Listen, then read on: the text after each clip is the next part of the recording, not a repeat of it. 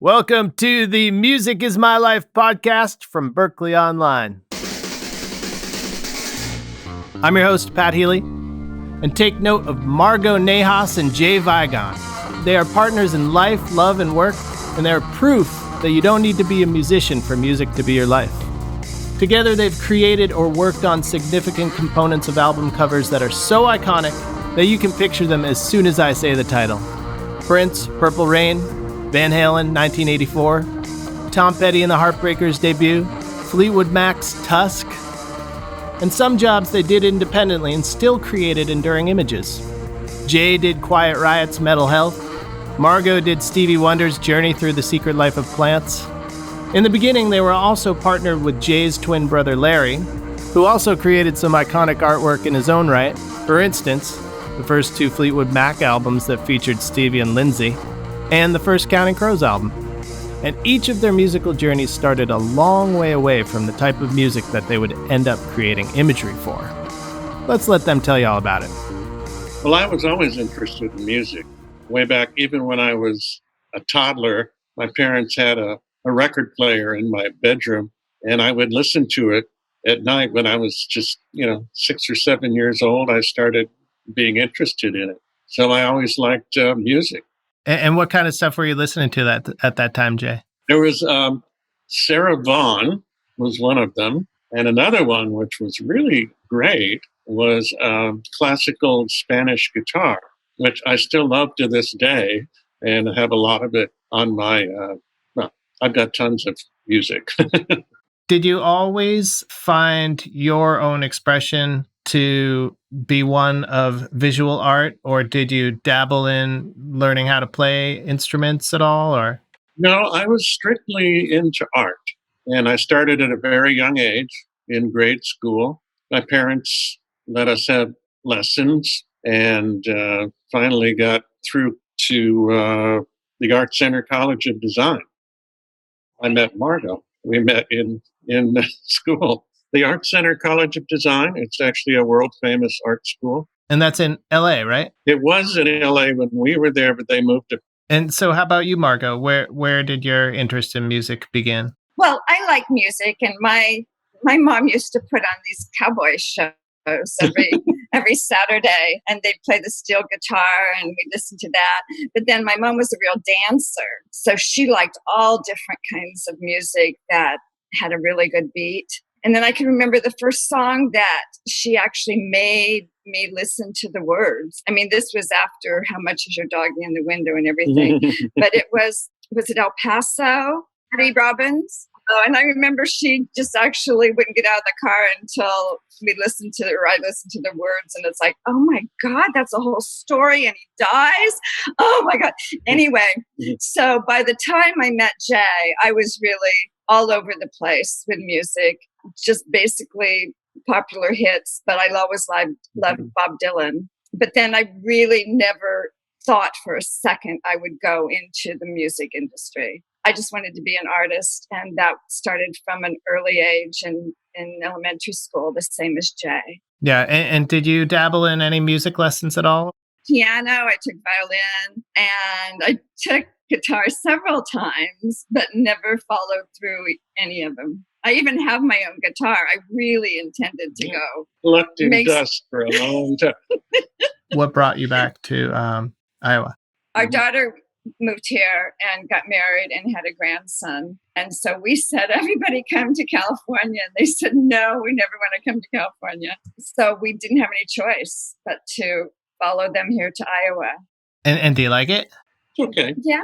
No, the people are wonderful. The people are very nice. The weather I can't stand. Winter, you would know.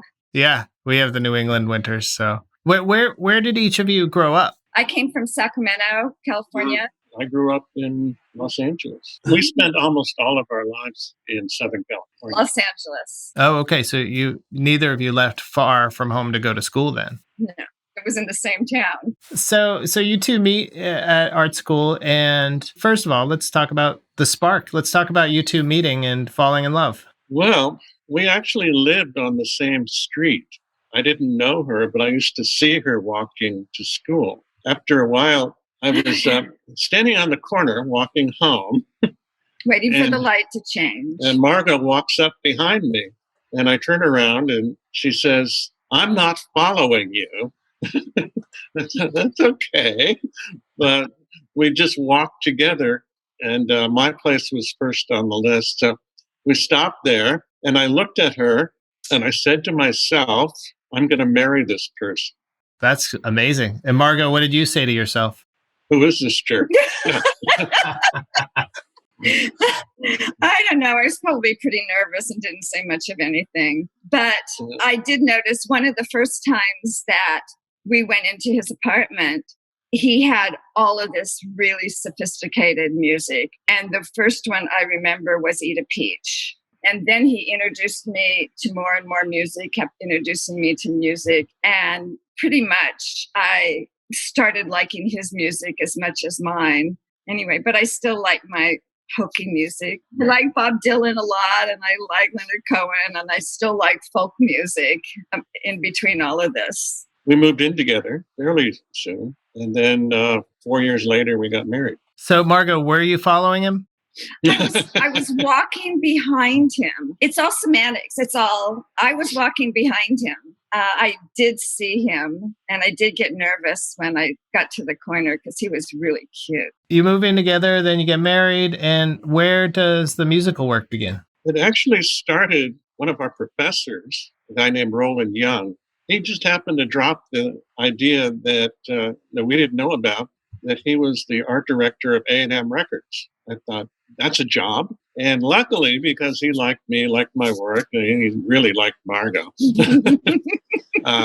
I got to meet him after graduating. You know, I had an entree to him, and he started giving me a little bit of work to do just to test me out. And I was doing a good job, one thing after the next, and a logo here, a logo there, and all of a sudden they dropped a whole package in my lap. You know, can you work on this? And it just kept rolling along. Although Margo got to make an album cover before I did. Nanny. Right. That's the Seals and Croft one, right?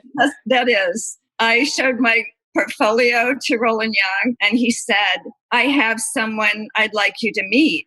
And it was the art director at Warner Brothers Records. And I went over there and met him. And then he said, "Oh, I have someone I'd like you to meet," who was the manager of Seals and Crofts. So it happened as smooth as that. And I got the album cover, and I sort of never looked back. Yeah. Did you know right from that first paycheck that this is your profession right then and there? No, I never ever knew anything. Let me just say that. I never expected anything. So I just went with the flow. My first cover, and then I thought it was great. But I think I wanted to be more of a fine artist instead. Nevertheless, I ended up doing like 18 album covers altogether. But I could tell you the albums that I liked doing. And one was Toto, the seventh one. I really loved doing that album. And I can't say that about all the albums I did. It's with a dagger in the middle, and then there's like some purplish blue sand all around. That was one of my favorite. And then the drummer actually asked me to come to wherever he was. I can't remember the record company. And so he could meet me. And he was such a nice guy. And the other one that I loved doing that nobody would ever know about was, it was 4 snakes on a tile background. And it was called Bad News Travels Fast. And so I did snakes in the shape of the BNTF. And I totally loved doing that too. It was just something novel that everybody, they allowed me to do it. It was great. Speaking of Toto, after Margo had done one, I was requested to do a Toto package. And I went over to the recording studio and had a talk, this and that, had some things that sounded pretty promising. And then the next day, the drummer died, that very next day. That was sad. That's Jeff Porcaro, is that his name? Yeah, that was disappointing in a lot of ways. That was actually weird rock and roll death that I think people cite often. He died like gardening or something, right? Mowing his lawn or something. Yeah. She did a lot of other things in between that. She started working for all of the companies, Magazines. like magazines, and she was doing cat food, and all because of her. She was so adept at doing the airbrush work, photorealistic, that she was busy all the time. An album cover would come to her, but it wasn't the only thing she did.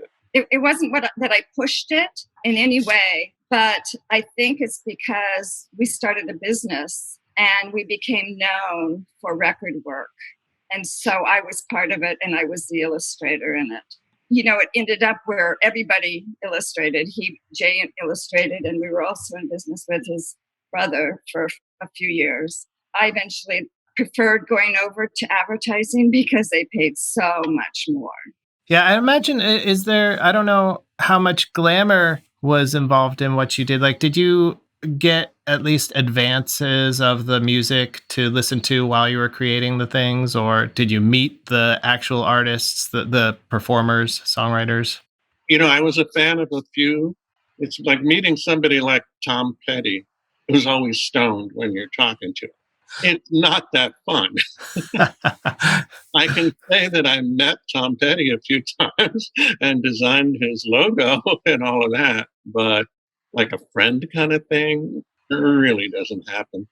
But let's talk about that one though. So what you designed was the flying V guitar going through the heart, basically like a tattoo concept that I'm sure hundreds, if not thousands of people have that as a tattoo, right? When you're doing something like that, what is your mindset? Is it, I'm going to embody this person's music, or I'm going to put my own personality into it? How do you see your task? Well, I just sort of put together a couple of things that he was talking about. I mean, there was the heart. Of the Heartbreakers. So I thought, okay, the heart, I can do something with that. Obviously, he plays the guitar. That's important. So, what's really great is when you think about the arrow going through a heart, and then I just turned that guitar into more of an arrow kind of thing. That was the shape of the guitar he played. Is that correct? No. Oh. But that's almost, I imagine, as an artist, more liberating to not have to stick to those constraints of like, this is the shape of the guitar he plays. You just let your imagination do it, right? Right. And most of the time, I would say 98.7%, people just liked what I did. I hardly ever had anybody go, no, this stinks. This is no good. Get the hell out of here. None of that ever happened, really. And Jay, tell me a little bit about the Quiet Riot cover. Basically, nice people. I liked the bass player a lot. The guitarist was a little bit awkward, didn't talk much. And then Kevin Dubrow, he was the lead guy and obviously the front man, and he was always upset about losing his hair. We all sat down one day, the whole band and the producer, and hammered out this idea of the mask. Yeah, they were okay people. I just not the kind of people I would want to hang out with a lot. Kevin Dubrow was kind of it's hard to say what he was looking for. I mean, for fame, obviously. And there was something about him. He was just like too much on the edge all the time, wanting to become famous. Of course, he died young. Is that him as the cover model of both those covers? Yeah. It's funny because you can't totally tell, but you get an idea that it might be. If you ever met him, you'd know that was him. Because he'd tell you within 10 seconds of it? Or Maybe. Even the producer was kind of a wacky guy, too. Spencer Crawford. Yeah, he had this small place, but, it was interesting because I met people that sat in Black Sabbath there and Ted Nugent, and I did work for them. So it was a weird kind of place. It was small and kind of dumpy, but every once in a while, some people came in, and Carmine Appice was there, and it turned out to be an interesting kind of thing. Yeah, it's interesting, too, the fact that the musicians you have mentioned so far, none of them quite align with the work that you've done. Like the musicians you mentioned enjoying Does it help to be a fan, or is it even easier? Are you more objective and creative if you're not necessarily a fan? Well, the bands, I really always liked Fleetwood Mac, even back in the day when they were in London. Fleetwood Mac Tusk package was really a wonderful thing to work on. They wanted the package to go along with recording. The thing is, they were in recording for 15 months. Right. So we actually worked for 15 months on the package. And it's elaborate. I'm guessing you've seen it. Yeah. And we got a lot of like the best photographers, and we went all over the place. And it was great. And got to know them really well. All of a sudden, we're at their homes, we're at their parties, we're here, we're there. They just sort of gathered us in and made us part of the family there for a while. Although my brother wound up marrying Christine McVie's best friend. Wow. That met at one of these parties. They're still married, though. That's great. I was going to tell you another one. One of my favorites was the Doobie Brothers, which was supposedly going to be their final album or their farewell album. Yeah, so I went on tour with the Doobie Brothers on the East Coast. They were really, really great people. And we had carte blanche there. We could go anywhere we wanted into their rooms, on stage, behind the stage, you name it. And when they went to us, like Philadelphia or New Jersey or this, we were in the car or the bus with them. So it was a huge photo shoot. Tell me, if we could backtrack a little bit to Tusk, that one's always been interesting to me since, and this doesn't really exist anymore, but when I was a kid, music wasn't available for streaming. You couldn't immediately hear everything you saw in the record store. And, Fleetwood Mac is a good example of that because, you see that there's a song titled Rhiannon, but you don't even know it's pronounced Rhiannon, So Tusk always stuck out to me as like, that is such an awesome picture, but how did they decide on that picture for that album cover and that title? Oh, the dog. Is that what you wanted to know? Yeah. How did that album come to be? Yeah. There's a guy named Peter Beard. I don't know if you knew him. He died recently. He was this really eccentric photographer. He used to go to Africa, where he actually ended up having a house over there. But he used to mingle with all of the celebrities in New York. So he was with me at the recording studio one night. Because they hired him to do a photo session. Yeah. Actually, that dog belonged to the producer. There was a little bit of lag time, so the producer was just down on the floor there, and his dog was playing with him. So he was just pulling the cup on his pants, but that dog wasn't vicious at all. He was just having a great time. And Peter Beard snapped the picture because he liked animals and he liked things like that. And it came about to where everybody liked it. I put it on the cover because it had that idea of something being really vicious in a way. So people would wonder about it. And that's one of the good things about creating all this work is having people wonder about things and get into it and say, I wonder what's going on there and that kind of stuff. So I like to work that way anyway. But I'll tell you, not everybody loved that album package.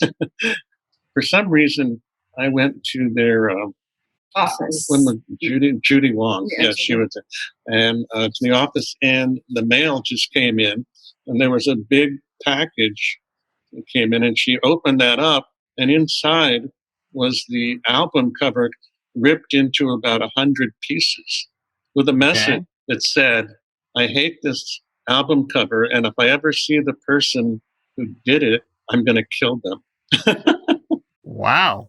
He never saw me. So the thing is, there were so many sleeves. They had 6 different photo sessions. Most artists have one.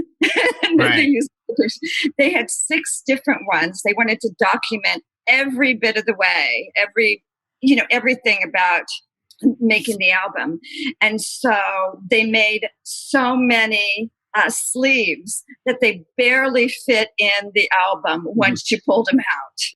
What is lost in this music streaming era is that sense of wonder between picking up the product and listening to it, you know? And I'm guessing that that budget just does not exist anymore for record companies to, you know, take as much time and spend as much money on 6 different sleeves. Yeah, that was back in the day when Warner Brothers had tons of money.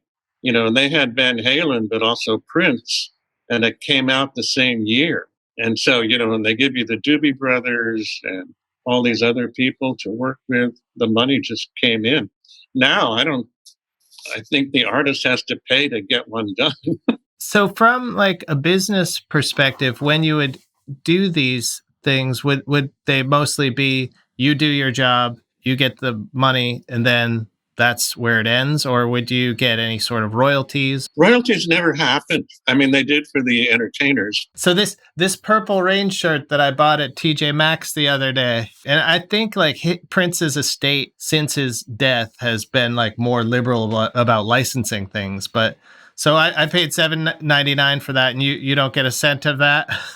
No, deal. As a matter of fact, we were walking through TJ Maxx one time and saw a lady. I mean, we're talking about 3-4 years ago. A woman with that same T-shirt on, and asked her where we got it, and we went right over to whatever that store was in the mall and bought it. Interesting coincidence. But the girl we ran into in TJ Maxx, it's just one of those things that just tumbles out of your mouth. I looked at her and said, "Hey, I did that." And of course, it goes into what the hell you're talking about. And I said, "I actually designed that." Of course, you usually get the "yeah, sure" kind of thing, which I've had about 1 billion times. But then she got really excited and wanted a selfie and all that kind of stuff. I guess let's talk a second about Purple Rain. And your involvement was mostly the lettering, correct? It was more extensive than most people know. Right. Because I was going to ask you, like, did you come up with the idea to have the flowers on the margins of that album cover? There was several people that worked on that project, and you'll notice that none of them mentioned me on the album, but everybody knows that I did it. And both of us worked at Warner Brothers all the time. He was the go-to man for a lot of big names. It wasn't just the album covers. Sometimes I would just get commissions for logos. Not only was the original Purple Rain like on your T-shirt, but after they approved that, and they loved it. I mean, they were really, really excited about it. They asked me to do another whole Prince alphabet. They wanted that all for not just the record, but for the movie. So I wound up doing 2 rounds for them. He makes a print of all of the sketches he did for Prince, or a handful of them, along with the one they chose. He sells it in his gallery here. And then he also did my own version of Prince. Yeah. Oh, wow. Version. So Jay, did you say your credit was left off on the final album? Yeah. So what happened there, and what happens when that happens? If there's a lot of people that want to jump on something, they'll want to take credit. And every once in a while, they'll knock a few people off. People still knew who did it. Some of the best designers in Los Angeles stole work from Jay. He would do it. And then, like Gotcha Sportswear, I don't know if you're familiar with that one. He did that one. Somebody stole it and said they did it. And then another designer stole that and won a building award for it, which he probably sent to Jay because he busted him. Yeah, because it was Jay's logo right there. Right there. I want to talk a little about some of the other covers, like the braille design for the Stevie Wonder album cover. Yeah, that Margo actually did all the work on that. I just made the liner notes. I did the design of the orchid, design of the lettering. I guess I did just about everything. When we went to show Stevie, and this was because his manager really wanted us to go show him, I made everything in relief. I made the cover in relief with the flower and everything. It was the manager's idea, who became a really, really good friend, Keith Harris. Oh, so we got in the car. The only time Stevie had was on the way to his sound studio. And so we all got into his Rolls Royce, which was really cool then. And you know what? He was touching it and feeling the orchid and everything and really loved it. And Keith, from seeing that, said, you know what? We're just going to put down right on the bottom there what exactly is on the cover. And then people will know. And then it was called The Secret Life of Plants. And then when you opened the album, they had a scent in it that smelled like flowers. Wow. The original issues. Yeah. It was really fun. It was great. That's terrific. So you did take the opportunity to meet Stevie Wonder. You couldn't pass that down. Not at all. There was a few times when people requested to meet me, and I was fine with that. But most of the time, I just stayed in my studio. In all of these examples, you probably you had to have the title of the album, but the music was never really informing the visual. Yeah, I always took it as the genre that they were in, which back in the day, the genre, you could see it on the record stands. Is it classical? Is it heavy metal? So I would work towards the genre. And I didn't know the genre because you didn't care. Everybody asks me what I was listening to when I did Van Halen. I get interviewed all the time, and I say, who was I listening to? Neil. I can't even remember who it was. Neil Young, Neil Diamond. Neil Diamond, thank you. I actually didn't know who Van Halen was, except I had done a piece of art for them before for an advertisement. And I never listened to any music then, and I never heard any music until the album came out, which was in January. That's wild. So yeah, would you go to the record stores and buy copies of these once they came out, or did the record company at least send them to you? Neither. You just would see them and say, I did that. We travel with this guy here in town, Luke, and he owns a vinyl cup, which is he owns like 4 different record stores now. But we travel with him, and he sells it's to these vinyl. They're called vinyl brews. He sells all these vinyl pieces, records, and then I sell my print for Van Halen, and Jay sells his prints, the sketches he did. I don't even think I had a good cover. He was really upset because the cover I had was kind of messed up. He continued to give me good covers. But then Jay, you continued to do the David Lee Roth stuff too. Right. And I really enjoyed working with him. Very nice guy, really on top of things. He'd come to the studio a lot to see, hey, how's it going? Had great input on things. I really just enjoyed working with him. Eat 'em and Smile was my favorite one.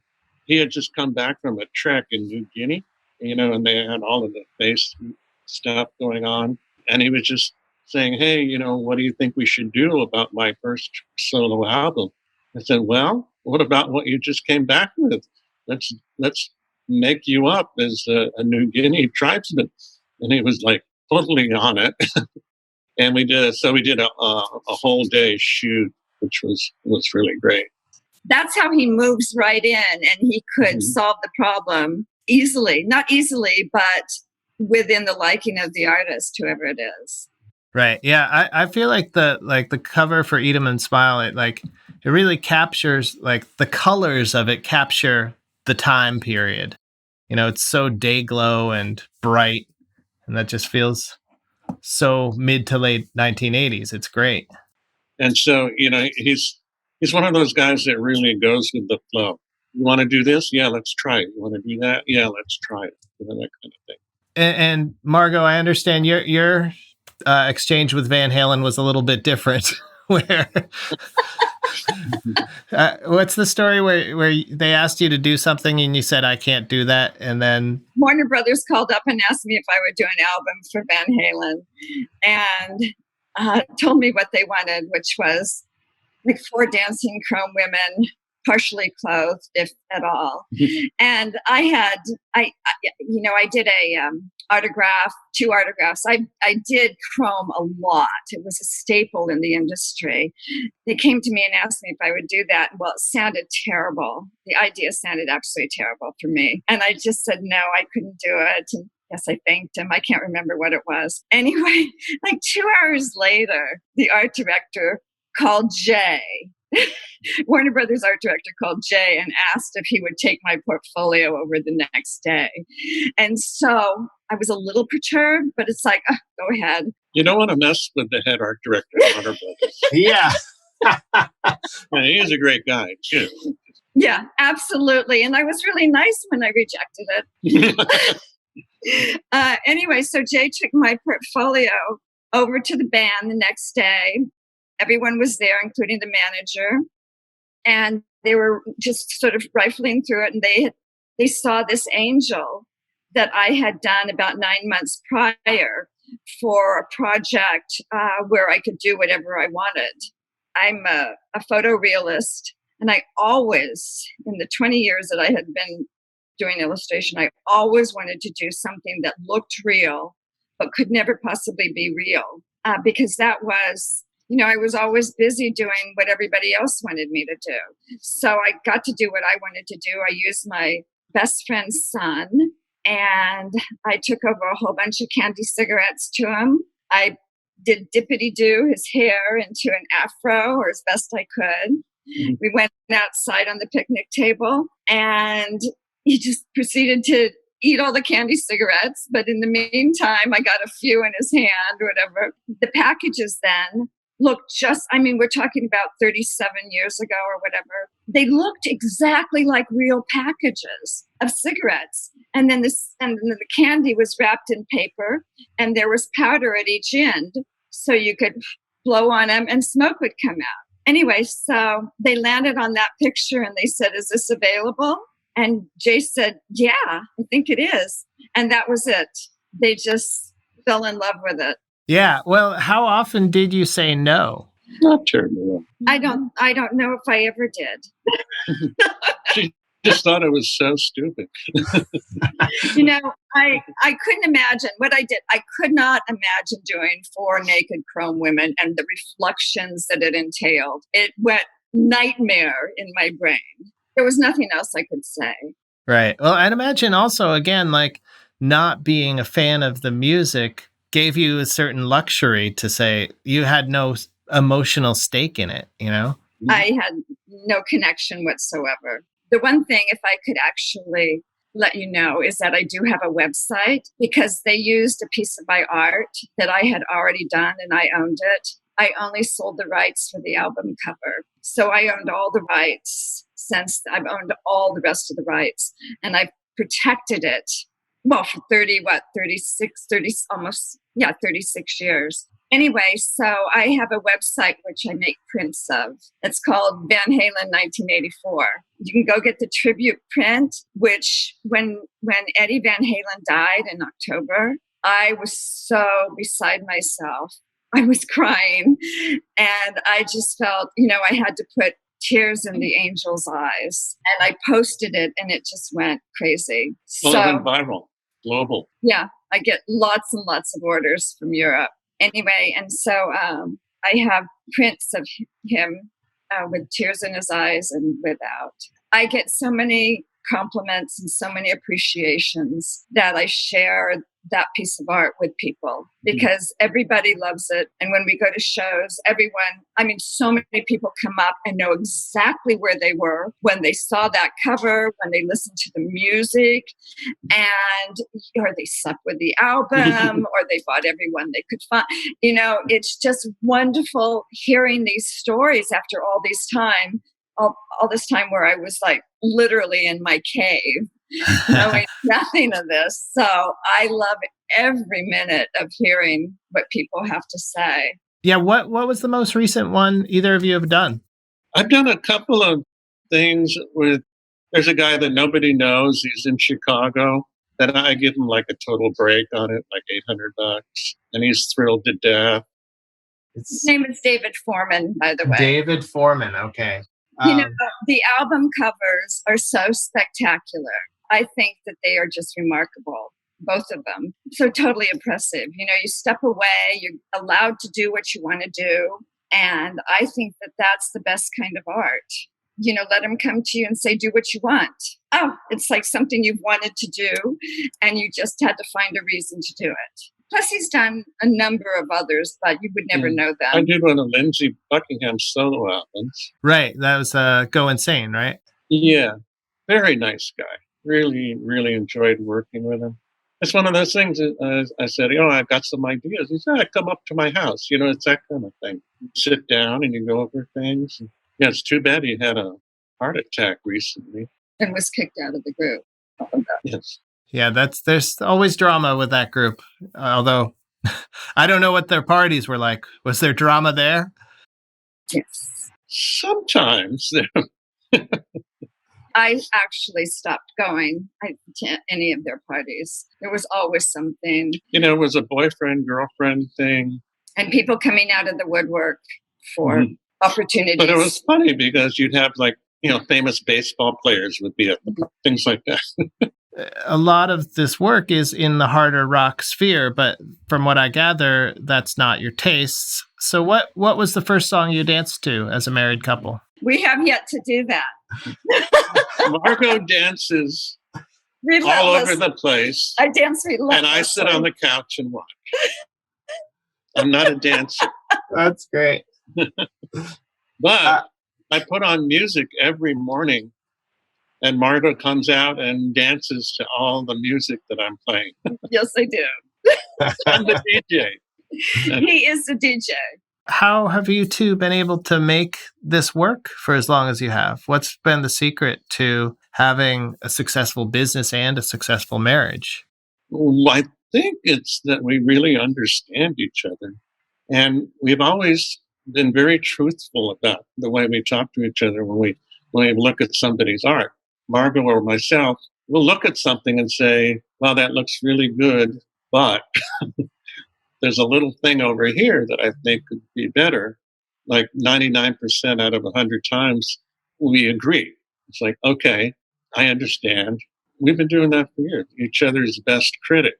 Plus, we're married. We have kids and grandkids, and we're together all the time. Yeah, it's not easy. Not every moment is perfect. Well, I'm perfect every moment. I have my love, what I like to do, my art, my crafts, my whatever, buying clothes, whatever it is. I have my things that I love, and he has his things that he loves. And I think we allow each other to go our certain ways, our own ways. And that's how we sort of remain ourselves.